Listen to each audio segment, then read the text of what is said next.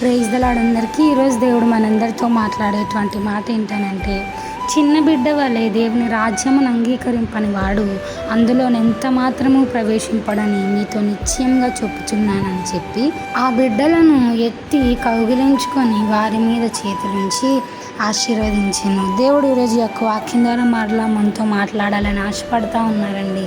ఏంటనంటే, చిన్న బిడ్డ వలె దేవుని రాజ్యమును అంగీకరింపని వాడు అందులో అసలు ఎంత మాత్రము కూడా ప్రవేశించనేరడు అని దేవుని వాక్యం సెలవిస్తూ ఉంది. చిన్న బిడ్డ వల్ల అంటే అర్థం ఏంటి?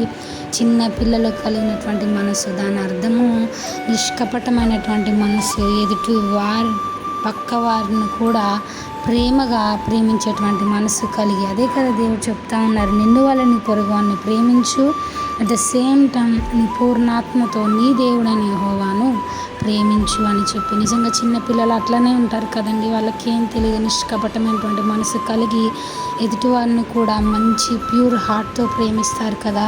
అట్టి హృదయం మనం కలిగి ఉంటేనే దేవుని రాజ్యంలో ప్రవేశిస్తామని దేవుని వాక్యం సెలవిస్తాను. సో ఈరోజు నేను ఎట్లా ఉంటున్నాం, ఒకసారి మనల్ని మనం రీచెక్ చేసుకొని నిజంగా ఎదుటి వారిని కూడా చిన్న బిడ్డల వల్ల ప్రేమించేటువంటి మనసు, వారికి కలిగినటువంటి మనసు కలిగి ఉందాం. దేవుని రాజ్యంలో నీతిని వెతికే వారిలాగా ఉందాం. ఇట్టి వాక్యము దేవుడు మనందరి జీవితంలో ఫలింపచేయునుగాక. ఆమేన్.